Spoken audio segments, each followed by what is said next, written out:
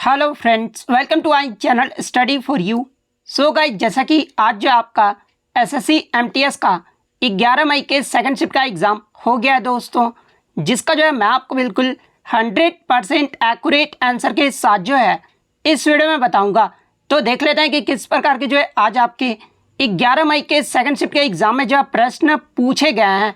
उससे पहले एक बात और दोस्तों, कि जिन्होंने भी अगर चैनल को सब्सक्राइब नहीं किया है तो एसएससी एमटीएस एग्ज़ाम से रिलेटेड पल पल की अपडेट के लिए जो है चैनल को सब्सक्राइब ज़रूर कर दीजिएगा। और बगल में ही आपको एक बेल आइकन यानी घंटे का निशान भी दिख रहा होगा, तो आप उसे भी जो है ज़रूर प्रेस कर दीजिएगा। तो चलिए वीडियो को स्टार्ट करते हैं। तो आज का जो आपका पहला क्वेश्चन आया था कि नालंदा विश्वविद्यालय के संस्थापक कौन थे, यानी नालंदा विश्वविद्यालय की जो स्थापना है ना, ये किसके द्वारा किया गया था। तो देखिए, मैं आपको बता दूं कि कुमारगुप्त प्रथम ने 5वीं शताब्दी में जो है नालंदा विश्वविद्यालय की स्थापना की थी। तो कुमारगुप्त प्रथम आपका यहाँ पे करेक्ट आंसर होगा।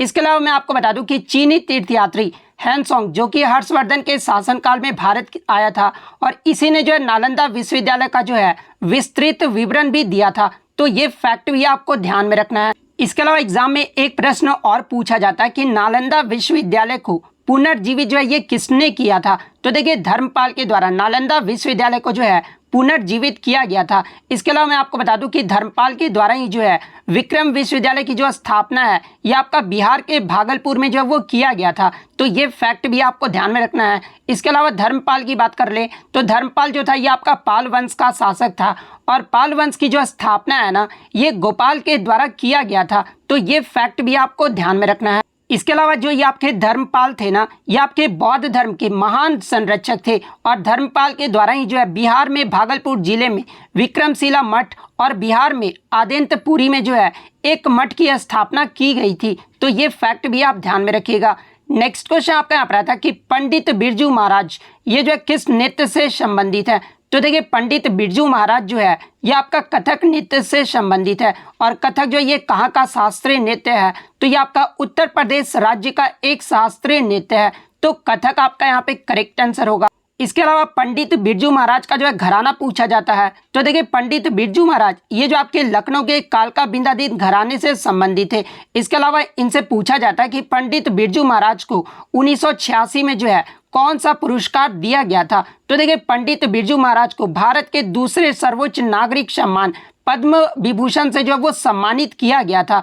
तो ये फैक्ट भी आपको ध्यान में रखना है। इसके अलावा मैं आपको बता दूं कि आपके प्रत्येक शिफ्ट में जो है एक प्रश्न जो है नृत्यांगना से संबंधित प्रश्न पूछे जा रहे हैं। जैसे कि प्रमुख कलाकार का नाम दे दिया जा रहा है और पूछा जा रहा है कि ये जो है किस शास्त्रीय नृत्य से संबंधित है। तो देखिए, जितने भी 8 शास्त्रीय नृत्य हैं ना आपके, उनके सभी प्रमुख कलाकार के मैं आपको नाम बता देता हूँ। जैसे कि भरतनाट्यम ये जो आपका तमिलनाडु राज्य का एक शास्त्रीय नृत्य है, और इनके अगर प्रमुख कलाकार की बात कर ले तो ई कृष्णा अय्यर, रुक्मणी देवी अरुंडेल, यामिनी कृष्ण मूर्ति, लक्ष्मी विश्वनाथन, पद्म सुब्रमण्यम, मृणालिनी साराभाई, मल्लिका साराभाई, इन सभी का जो संबंध है ना ये आपका भरतनाट्यम नृत्य से है। कुचिपुड़ी के बारे में अगर पूछा जाए तो देखिए, कुचिपुड़ी जो है ये आपका आंध्र प्रदेश का एक शास्त्रीय नृत्य है, और इसके प्रमुख कलाकार की बात कर ले तो देखिए, बाला सरस्वती, रागिनी देवी, राधा रेड्डी और राजा रेड्डी, यामिनी कृष्ण मूर्ति और इंद्रानी रहमान, इन सभी का जो संबंध है ना ये आपका कुचिपुड़ी नृत्य से है। इसके अलावा कथकली की बात कर ले तो कथकली जो आपका केरल का शास्त्रीय नृत्य है, जिसमें आपके वीएन मेनन, गुरु कुंचू कुरूप, गोपीनाथ कोटिकल, शिव रामन, रीता गांगुली, इन सभी का जो संबंध है ना ये आपका कथकली नृत्य से है। ओडिसी नृत्य की बात कर ले तो ये आपका उड़ीसा का शास्त्रीय नृत्य है, जिनमें आपके इंद्रानी रहमान, चार्ल्स फ्रेबिक, गुरु पंकज चरण दास, केलुचरण महापात्रा, सोनल मानसिंह, सरोन लोवेन और मारियाला बारवी, इन सभी का जो संबंध है ना ये आपका ओडिसी नृत्य से है। अब देखिए, बहुत सारे बच्चे जो है ना यहाँ पे कंफ्यूज रहते हैं। जैसे कि यामिनी कृष्णमूर्ति का संबंध भरतनाट्यम से भी आपने बताया सर, और यामिनी कृष्णमूर्ति का आपने कुचिपुड़ी में भी बताया। तो देखिए, मैं आपको बता दूं कि जब भी आपका यामिनी कृष्णमूर्ति का आएगा ना तो आपके जो ऑप्शन में होंगे ना वो आपके पेयर में दिए होंगे, या फिर कुचिपुड़ी या भरतनाट्यम में से कोई एक दिया होगा। तो ये पॉइंट आप ध्यान में रखिएगा। जैसे कि इंद्रानी रहमान का जो संबंध है ये आपका ओडिसी नृत्य से भी है, और इंद्रानी रहमान का जो संबंध है ये आपका कुचिपुड़ी नृत्य से भी है। तो आपको कंफ्यूज नहीं होना है। इसके अलावा मणिपुरी नृत्य की बात कर ले तो ये आपका मणिपुर का शास्त्रीय नृत्य है और इसमें आपके राजभाग चंद्र, रविन्द्रनाथ टैगोर, नैना सुवर्णा, रंजना, दर्शना, इसके अलावा जो ये आप 4 बहनें हैं ना, ये मणिपुरी नृत्य से संबंधित है और गुरु बिपिन सिंह ये भी जो आपके मणिपुरी नृत्य से संबंधित है। इसके अलावा अगर कथक की बात कर ले तो ये आपका उत्तर प्रदेश का शास्त्रीय नृत्य है जिसमें आपके लेडी लीला सोखी, बिरजू महाराज, लच्छू महाराज, सितारा देवी और दमयंती जोशी इन सभी का जो संबंध है ना, ये आपका कथक नृत्य से है। मोहिनी अट्टम की बात कर ले तो ये आपका केरल का शास्त्रीय नृत्य है जिसमें आपके वीएन मेनन, कल्याणी अम्मा, सुनंदा नायर, कला मंडलम चमवती, माधुरी अम्मा, जयप्रभा मेनन इन सभी का जो संबंध है ना, ये आपका मोहिनी अट्टम नृत्य से है। तो ये सारे फैक्ट जो आपको ध्यान में रखना है। नेक्स्ट क्वेश्चन आपका यहाँ पर आता है कि इनमें से कौन सी पुस्तक जो है मिल्खा सिंह की आत्मकथा है। तो देखिए the race of my life ये जो है मिल्खा सिंह की ऑटोबायोग्राफी है, तो the race of my life आपका करेक्ट आंसर होगा। इसके अलावा मिल्खा सिंह से जो आपके लगातार प्रश्न पूछे जाते हैं, जैसे कि मिल्खा सिंह को जो है और किस नाम से जाना जाता है।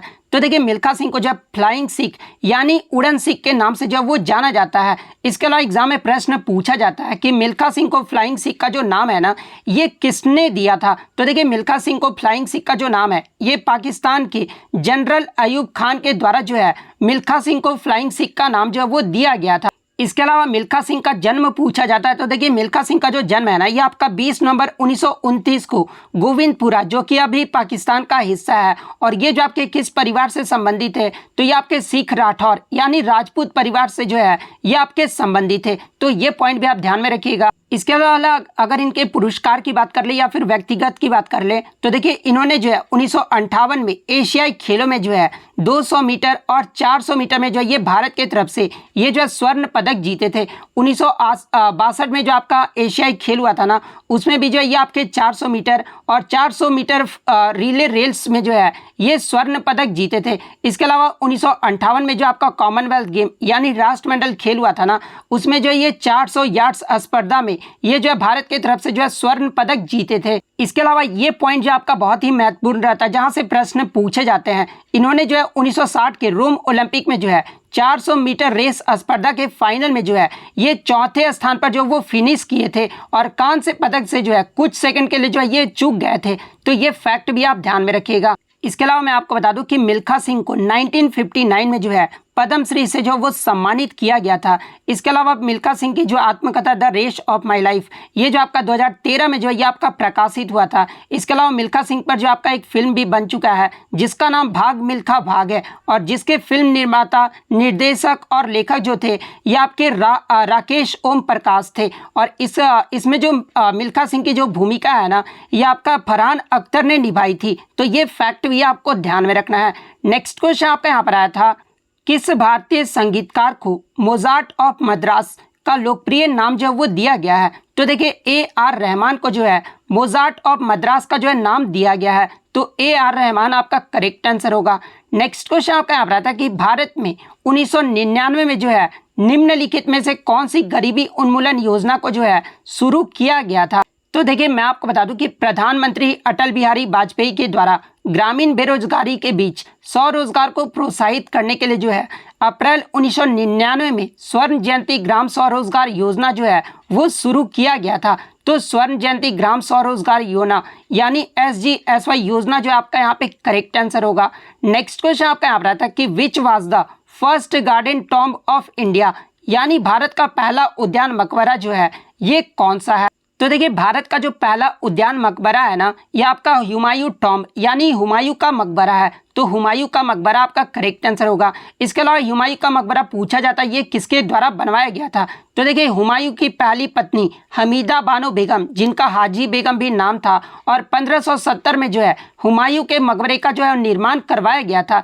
इसके अलावा हुमायूं के मकबरे का जो है डिज़ाइन किसने तैयार किया था यानी इसका जो वास्तुकार थे ये कौन थे। तो ये आपके मिराक मिर्जा गियास थे। तो ये फैक्ट भी आप ध्यान में रखिएगा। इसके अलावा बात कर ले हुमायूं के मकबरे को जो है यूनेस्को द्वारा विश्व विरासत स्थल कब घोषित किया गया था।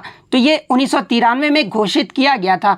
तो ये पॉइंट भी आप ध्यान में रखिएगा। नेक्स्ट क्वेश्चन आपका यहाँ पर आता है कि हिमालय नदियाँ ये जो है किस प्रकार की होती है। तो देखिए हिमालय की जो नदियाँ होती है ना, ये आपका 12 मासी होती है, यानी 12 महीना जो है ये बहता है। इसके अलावा प्रायद्वीपीय नदियों की बात कर ले तो ये आपका मौसमी होता है और प्रायः जो है ये मानसून में जो है ये आपका प्रवाहित होता है। तो 12 मासी आपका यहाँ पे करेक्ट आंसर होगा।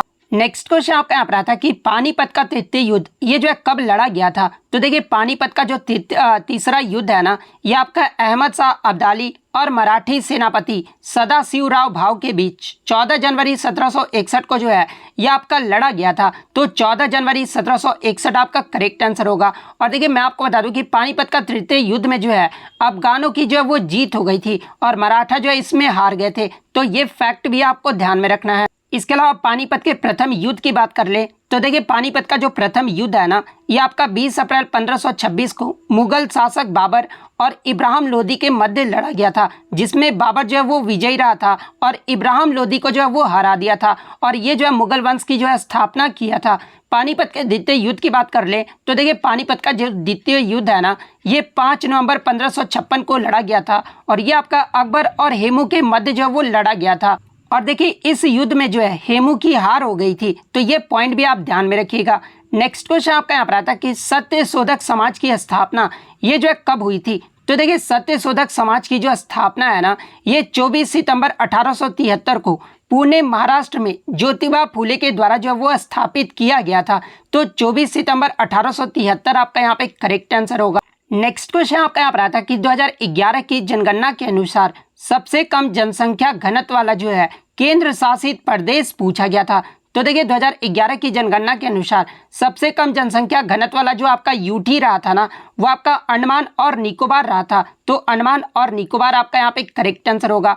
इसके अलावा बात कर ले 2011 की जनगणना के अनुसार सबसे अधिक जनसंख्या घनत्व वाला राज्य कौन सा रहा था। तो ये आपका बिहार राज्य रहा था। बिहार का जो जनसंख्या घनत्व है ना, ये आपका 1106 व्यक्ति प्रति वर्ग किलोमीटर रहा था।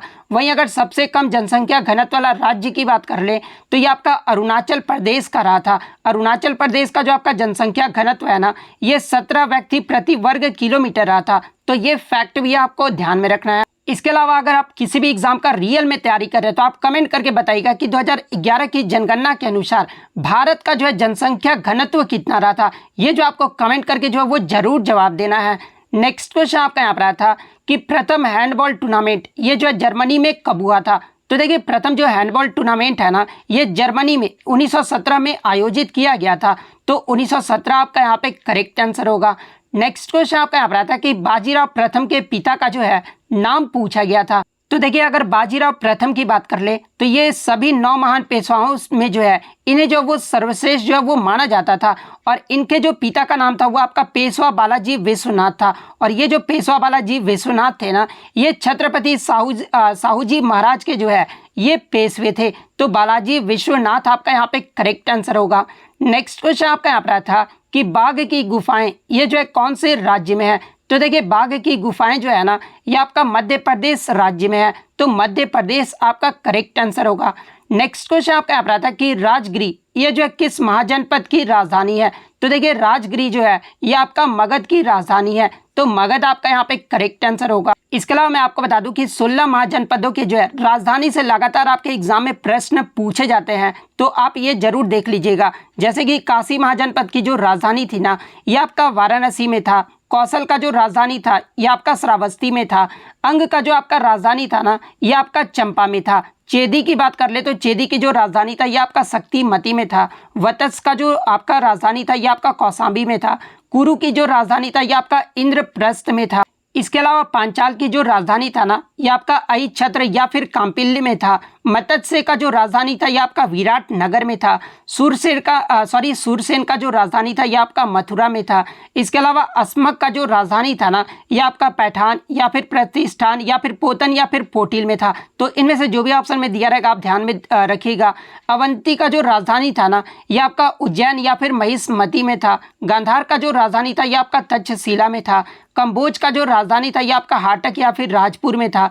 वज्जी की राजधानी पूछा जाता है एग्जाम में, तो ये आपका वैशाली था। मल का जो राजधानी है ये आपका कुशीनगर या फिर पावा में था। मगध की जो राजधानी था ना, ये आपका गिरिव्रज, जिसको जो है राजगिरी भी कहा जाता है। तो यही आपसे आज जो है वो पूछा गया था। नेक्स्ट क्वेश्चन आपका यहाँ पर आता है कि विश्व में चावल उत्पादन में जो है कौन सा देश प्रथम स्थान पर है? तो देखिए विश्व में चावल का जो सबसे ज़्यादा उत्पादन है ना, ये आपका चीन देश में किया जाता है। तो चीन आपका यहाँ पे करेक्ट आंसर होगा। वहीं अगर बात कर ले भारत विश्व में कितने स्थान पर है, तो भारत जो है ये आपका दूसरे स्थान पर है। इसके अलावा बात कर ले भारत के किस राज्य में जो है सबसे ज़्यादा चावल उत्पादन किया जाता है, तो ये आपका पश्चिम बंगाल में किया जाता है। तो ये फैक्ट भी आपको ध्यान में रखना है। नेक्स्ट क्वेश्चन आपका यहाँ पर आता है कि core of the earth is made up of which of the following mineral, यानी पृथ्वी का जो कोर होता है ना, निम्नलिखित में से किस खनिज से जो वो बना होता है? तो देखिए पृथ्वी का जो कोर होता है ना, ये आपका आयरन और निकल खनिज से जो वो बना होता है। तो आयरन और निकल आपका करेक्ट आंसर होगा। तो देखिए कुछ बच्चों ने बताया कि क्वेश्चन ये पूछा गया था और कुछ बच्चों ने बताया कि क्वेश्चन जो है ये पूछा गया था। तो देखिए मैं आपको दोनों क्वेश्चन बता देता हूँ, आपके जो है नॉलेज के लिए अच्छा रहेगा। यानी पूछा गया था कि what minerals is the ocean crust made up of, यानी महासागरीय भूपट्टी जो है ये किस खनिज से बना होता है? तो देखिए महासागरीय जो भूपट्टी है ना, ये आपका सिलिकेट और मैग्नीशियम से बना होता है। तो सिलिकेट और मैग्नीशियम आपका करेक्ट आंसर होगा। नेक्स्ट क्वेश्चन आपका यहाँ पर आता है कि टूसू फेस्टिवल यानी टूसू पर्व जो है झारखंड में हिंदी के किस महीने में मनाया जाता है? तो देखिए अगर टूसू पर्व की बात कर ले तो ये आपका झारखंड के कुड़मी और आदिवासियों का जो है सबसे महत्वपूर्ण पर्व जो है वो माना जाता है। और ये जो पर्व है ना, ये आपके जाड़ों में फसल कटने के बाद जो है पौष के महीने में जो है इस पर्व को मनाया जाता है। इसके अलावा ये जो आपका पर्व है ना, ये 15 दिसंबर से लेकर मकर संक्रांति तक यानी लगभग जो है 1 महीने तक जो है ये आपका टूसू पर्व झारखंड में मनाया जाता है। तो आपका जो ऑप्शन में जो है दिया गया था पौष का महीना, तो पौष आपका यहाँ पे करेक्ट आंसर होगा, यानी जिसे पूष का महीना भी कहा जाता है। नेक्स्ट क्वेश्चन आपका यहाँ पर आता है कि a cell without organised nucleus is called as, यानी बिना संगठित केंद्रक वाले कोशिकाओं को जो है वो क्या कहा जाता है? तो देखिए बिना संगठित केंद्रक वाली जो कोशिकाएं होती है ना, उसे जो है प्रोकैरियोटिक सेल यानी प्रोकैरियोटिक कोशिका कहा जाता है। तो प्रोकैरियोटिक सेल आपका यहाँ पे करेक्ट आंसर होगा। नेक्स्ट क्वेश्चन आपका यहाँ पर आया था कि तापमान ये जो है किसमें मापा जाता है? तो देखिए तापमान को जो है ये आपका थर्मोमीटर द्वारा जो है वो मापा जाता है। तो थर्मोमीटर आपका करेक्ट आंसर होगा। इसके अलावा मैं आपको बता दूं कि तापमान को जो है निम्नलिखित पैमानों पर भी जो है वो आपका मापा जाता है। और वो पैमाने कौन कौन से हैं? तो सेंटीग्रेड, केल्विन, फ़ारेनहाइट, इन सभी पैमानों पर जो है आपका तापमान जो है वो मापा जाता है। नेक्स्ट क्वेश्चन आपका यहाँ पर आता है कि किस एक्ट के द्वारा भारत में ईस्ट इंडिया कंपनी का जो है व्यापारिक एकाधिकार को जो समाप्त है ना, वो कर दिया गया था? तो देखिए मैं आपको सबसे पहले ये बता दूं कि 1793 के चार्टर अधिनियम ने जो है भारत में ब्रिटिश ईस्ट इंडिया कंपनी के व्यवसाय को जो है अतिरिक्त 20 वर्षों का जो वो शासन दिया गया था, यानी बढ़ा दिया गया था। और इसे जो है 1813 का जो चार्टर एक्ट था ना, इसमें जो इस अधिकार को जो है वो समाप्त कर दिया गया था। तो 1813 का चार्टर एक्ट आपका करेक्ट आंसर होगा। नेक्स्ट क्वेश्चन आपका यहाँ पर आता है कि रिवर्स रेपो रेट पर ये जो है क्या होता है? जहाँ पे ऑप्शन में आपका दिया गया था कि आरबीआई जो है व्यापारिक बैंक से लोन लेती है, आरबीआई जो है व्यापारिक बैंकों को लोन देती है, आरबीआई विदेशी बैंकों से जो है ये आपका लोन लेती है। इसके अलावा चौथा ऑप्शन दिया गया था कि व्यापारिक बैंक जो है विदेशी बैंकों से जो है वो लोन लेती है। तो देखिए अगर रिवर्स रेपो रेट की बात कर लें तो देखिए रिवर्स रेपो रेट वह दर होता है जिस पर भारतीय रिजर्व बैंक जो है यानी आरबीआई जो है कॉमर्शियल बैंकों के सरप्लस मनी को जो है अपने पास जमा कर लेता है और बाद में आरबीआई जो है ना इन बैंकों को जो है वो ब्याज देता है और यही जो है आपका रिवर्स रेपो रेट कहलाता है। तो यदि अगर ऑप्शन की ओर बढ़े तो इन सभी ऑप्शन में जो आपका सूटेबल आंसर लग रहा है ना वो आरबीआई व्यापारिक बैंक से जो वो लोन लेता है। तो ऑप्शन ए जिन्होंने भी लगाया होगा ना उनका यहाँ पे करेक्ट आंसर होगा। नेक्स्ट क्वेश्चन आपका यहाँ पर आता है कि 17वीं शताब्दी में कथकली नृत्य जो है ये किसने शुरू किया था? तो देखिए मैं आपको बता दूं कि 17वीं शताब्दी में जो है कोटारकर का तंपुरान जो कि राजा थे जिसने जो है रामानाटन का जो है आविष्कार किया था और इसी का जो है विकसित रूप जो है ना ये आपका कथकली है। और कथकली जो ये आपका केरल का शास्त्रीय नृत्य है। तो इतने प्रश्न जो है आज मुझे बच्चों के द्वारा मिले हैं जो कि 100% रियल और ऑथेंटिक है। तो अगर वीडियो अच्छी लगी हो तो वीडियो को जो है लाइक ज़रूर कर दीजिएगा और इसी तरह मेरे एफर्ट को अच्छे से करने के लिए जो है चैनल को सब्सक्राइब ज़रूर कर दीजिएगा। तो मिलते हैं नेक्स्ट वीडियो में, तब तक thank you, all the best.